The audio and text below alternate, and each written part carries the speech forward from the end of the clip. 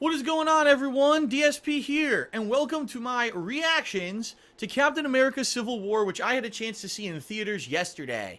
You know, this is a movie that we've heard a lot about for a long time. We've seen multiple different trailers. There have been multifaceted layers of reveal over the past year of what characters would be in this movie, and it was an unprecedented number of Marvel characters from different, movies that were coming together for this Clash of the Titans. Did it live up to the hype? Well, I'm going to tell you some things that I really liked about the movie. I'm going to tell you some things that I didn't like about the movie. I'm going to give you my final verdict right now. First off, Civil War was really a movie that wasn't primarily about Captain America. I think that just saying Captain America Civil War was a way to kind of say, oh, it's in the line of the Marvel movies. It's the third Captain America movie. It really wasn't. This movie had focus on a lot of different characters in a lot of different directions. Yes, you had character development for Captain America, and Iron Man primarily in big ways were pushed ahead in this movie, but also you had the introduction of some very fun new characters like the Black Panther and Spider-Man, who really much were kind of the supplementary focus of the movie, in my opinion. I like that the movie didn't overly focus on one person too much. It didn't feel like it was droning on and on about only one character, and all in all, if you've been a fan of the Marvel Cinematic Universe and you wanted some fun character development paired in with the introductions of new characters that are fan favorites, this is the movie for you, and you're really gonna like it.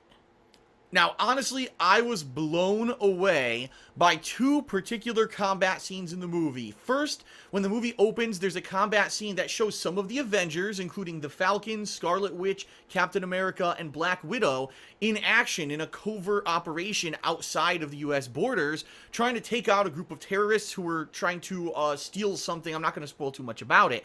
This is the first time in all the Marvel movies where you've actually seen like a super team in the Marvel Cinematic Universe doing their thing. Yeah, we've had Avengers 1 and 2, but for the most part, those movies were just, well, everyone's just kind of here and we're fighting with each other, and every once in a while there's an interaction.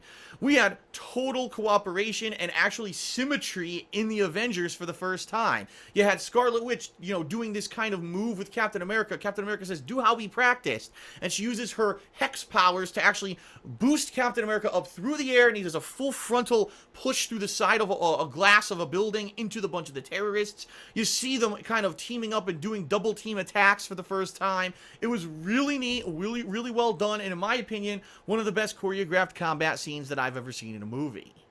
But the real fun starts about halfway through when the giant battle that you've been promised all along, Team Iron Man versus Team Captain America, finally happens. And I mean, this really, to me, as a longtime fan of Marvel Comics who used to read the comics back in the 1990s, it kind of almost gave me goosebumps because you could tell the people who worked on this movie are fans of the Marvel comic style. You had pairings of one hero versus another hero using their characteristic powers against each other, and you can see, oh, Spider-Man's fast and he can use his webs to swing around and catch things, and people aren't suspecting him because he's the brand new newcomer to the fray. Captain America, he's using his leadership abilities to direct the combat out on the battlefield and orchestrate team-ups and where everyone should be going. He's also using his shield, throwing it around, and oh my god, the tongue-in-cheek humor is great. Captain America throwing his shield, and of course it's doing crazy shit that it always does in the comics, right? Oh, it bounces off this wall, off of two heroes, and he catches it magically, and Spider-Man turns to him and goes, your shield totally defies the laws of physics. You know that, right? And it's an inside joke because the bottom line is, yeah, Captain America's shield has always been complete bullshit. We know a real shield when thrown like that would never do that regardless of what material it's made of. And that was always their excuse in Marvel Comics. Oh, it's made of vibranium, so he could do all this fancy shit with it. Yeah, okay. So it's funny. It's got that kind of tongue-in-cheek humor. Spider-Man, Ant-Man, when they're fighting, they're comedic characters. So they're constantly doing little quips and little jokes and things at each other. While other heroes, like I said, Captain America is very much more the Mr. Serious. Winter Soldier, he's very serious. So it's really cool to see the characters' characteristics and personalities come out in a fight so well. I really think that these guys were spot on with what they did. And thankfully, unlike a lot of other movies that are bait and switch, Civil War's combat between the two teams actually lasts like 15, 20 minutes, and it goes between the different groups of heroes who are fighting inside of a building, outside of a building, on the tarmac, in the walkways, over here, and they split off to go kind of like mini battles against each other, and it's really well done and really orchestrated. So when it comes to the action and the combat of Civil War, I really did enjoy it. Now for a few criticisms. Well, first of all, the pacing. And I've had issue with the pacing of a lot of these Marvel Comics movies. There are a few times during the movie when they're trying to do character development or when they're trying to do some kind of supplemental event where it seems to drone on, and you're like, when are we going to get to the actual plot movement rather than just these guys talking with each other? Now, I'll say this. I was very critical of Avengers 1 and 2, and I said that they were very talky, and these superheroes just seem to like they just want to shoot the shit and stroke their own dicks rather than get down to business. A lot of the times in Civil War, they do their little back and forth, and it doesn't get too off the rails, which is very welcomed, because I'm not someone who wants to sit there for 3 hours, because an hour and a half was them bullshitting. I will say this, though.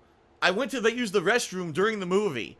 I left for about 10 minutes. I came back and sat down and asked my girlfriend, what did I miss? And she said, oh, nothing. They were just bullshitting for 10 minutes. You literally missed no plot development. And I sat down, and it seemed like I hadn't even gotten up. And I'm like, uh-oh. So maybe there is a lot more of that. But at least for the 10 minutes I got up, maybe I missed it. I don't know. I thought it was a little bit better paced than the previous Marvel movies. But there were still some times where it dragged on. In addition, there were some things in the movie that just didn't make any sense, which I hate these plot holes in some of these movies, how they can't solve them. For me, the silliest plot hole in the movie is that at one point, and this is a minor spoiler, not anything huge, the Winter Soldier's a fugitive, and the German police are trying to arrest him. They find out where he is, but Captain America shows up first to try to convince him to go with him and figure out what the hell's going on with Winter Soldier. Winter Soldier doesn't trust Captain America. The police break in, and their orders, you literally hear it. It's a plot point. Shoot on sight. Shoot the Winter Soldier. So they shoot his door down. They shoot his windows out. They're all have their sights on Winter Soldier. No one fucking fires a gun. Your orders are to kill the guy. Why is no one... He goes onto the stairwell of the hotel he's trying to escape from, and he's fighting all the guards on the stairwell. No one pulls the trigger. Like, what the... Did all their guns jam? Are they just that fucking inept in Germany? They don't know how to fucking use weapons? It just didn't make any sense. And you're gonna have a few of those kind of suspend your disbelief plot holes in the game that don't make... Or the game, in the movie, that don't make any sense. It's really annoying. I wish that it could be a little bit more well-written in that regard, but... Hey, I guess you're watching a comic book movie, you gotta have a few, like, what the hell moments. In addition, during that large-scale fight that I mentioned, where it's Team Iron Man versus Captain America, I hate when they do this, but they did it. They kind of went with the cliche.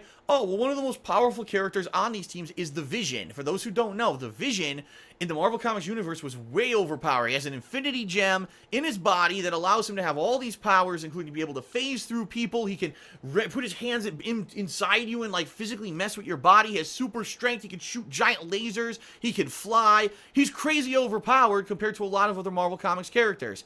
And he's mysteriously not doing anything for 95% of the giant fight of Team Iron Man versus Team Captain America. Like, I'm not exaggerating here. They show him at the beginning, then all of a sudden they show Spider-Man, they shows Captain America. Oh, look, Ant-Man's doing a big thing. Oh, look, there's Black Panther. Here's this character, that character.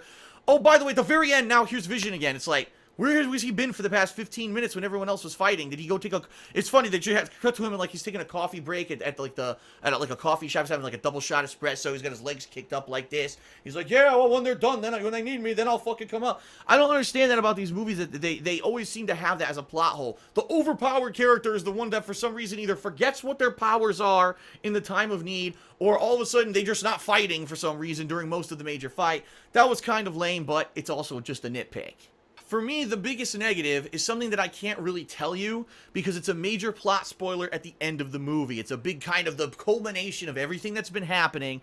First of all, the villain of the movie is lame, and now we've had like 3 major Marvel movies where I think the villain was lame. Loki, I think, was a shitty villain. Ultron, I really believed was a shitty villain, and the villain of this movie, which I'm not going to spoil because it's actually kind of a behind-the-scenes thing, is also a very shitty villain. In fact, this villain in the Marvel Universe is actually kind of a big baddie who went on to do great stuff. In this movie, he's like a Joe Nobody. The person who's the villain of Civil War could have actually been named like Mike Thompson and been some fucking dude who walked in off the street, and it wouldn't have affected anything because the person who he is in the movie is not the person who he is in the Marvel Comics. It was really lame, and the fact that there really is no final culmination showdown in the movie versus the villain was a big letdown because you're built up the whole movie. Oh, there's going to be a final showdown against who's been orchestrating this whole fight between Captain America and Iron Man, and then it doesn't really happen, and you're like, oh, that's so fucking deflating. But the other half of this, without spoiling, is that at the end of the movie, there's a major hero who for some reason at the end of the movie decides they're going to be a completely immature emotional wreck because something is revealed at the end of the movie. And now all of a sudden they lose all of their heroic persona, all of their honor, all of their loyalty to, or any kind of adherence to morality. They just want to kill. What? And it's so lame. How many movies have we had these heroes? And you think about it. Captain America, Iron Man, the main cast of this movie have been in like 3, 4, 5 plus Marvel movies. It's not like this is the first one and they're being developed as a character. No, you've seen them go through crazy shit. They've saved the world multiple times. They had friends who've been injured. They've had all this stuff going on. All of a sudden, at the end of like the 10th movie they fucking been in, now they're going to lose control and become like homicidal. Get the fuck out of here. It's just, it's really lame writing, and if anything, it almost seems like the end of the movie almost feels like a rewrite. Like they had an idea of what they wanted to do, but they couldn't get there for whatever reason, so they did a last minute rewrite and thought, well, those fights earlier in the movie were really awesome, so people will be pleased. And I agree. I have to say that because the earlier fights in the movie were so awesome, I really did feel they delivered on the Civil War premise, that I wasn't disappointed that the ending was kind of deflating. But I do think that the ending could have been done a lot better, especially if they used the fucking materials they had. Why bother bringing up a character from the Marvel Universe as a villain and then not actually use them as the person they are in the comics? Blows my mind, and it was very disappointing.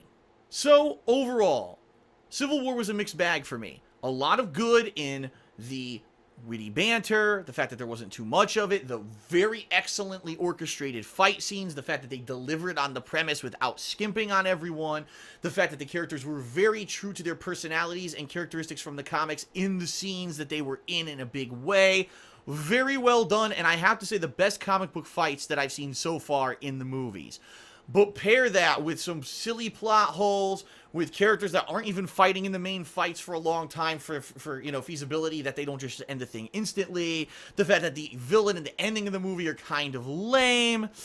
And it's a mixed bag for me. I really wanted to say, wow, I love this movie. It's the best movie ever. I definitely don't think so. I think it's a solid movie. It's one of the better Marvel movies of recent times for sure, but it's certainly not, wow, you have to run out and fucking see this movie 400 times because it's the best superhero movie ever made. It kind of ranks up there, but not way, like best of the best in my opinion. So I'm not going to give it a number score, but overall I did enjoy it. I think you'll enjoy it too, especially if you've been following the whole Marvel Cinematic Universe. This is tying together a lot of stuff. There is an Easter egg after the credits. And all I'm going to say is this, it's about Spider-Man. And I think the big news that everyone probably already around the internet is already saying, apparently this Spider-Man in the movie is going to probably get his own line of movies, I would think. Because, my God, if they did one thing right, when they introduced Spider-Man in Civil War, they didn't fucking tell his origin story. They didn't baby us. They didn't treat us like kids. Wow, there's another generation who might not know how Spider-Man got his powers. Let's spend 15 fucking minutes explaining the origin story again. They didn't do that. They, you know, not like Batman vs. Superman that treats us like idiots. This movie says there's been 2 fucking Spider-Man series recently. No one wants to hear Peter Parker's origin story again, and they didn't bother us with it.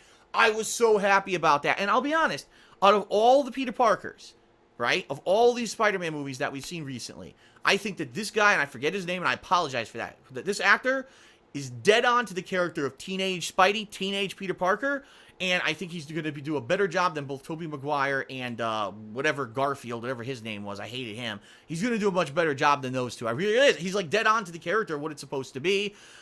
Putting Marissa Tomei in the role of Aunt May is a little odd for me because Aunt May was always this old, crusty, old grandmother style, and now she's kind of a hot MILF style, which is a lot different. And I'm not going to comment on Marissa Tomei because now I've gone on too long about her. But anyway, I think you could tell about my affinity for Marissa Tomei over the years. But anyway, yeah, the movie was good, and definitely check it out. Those are my reactions. I hope that you enjoyed them. Thanks for watching.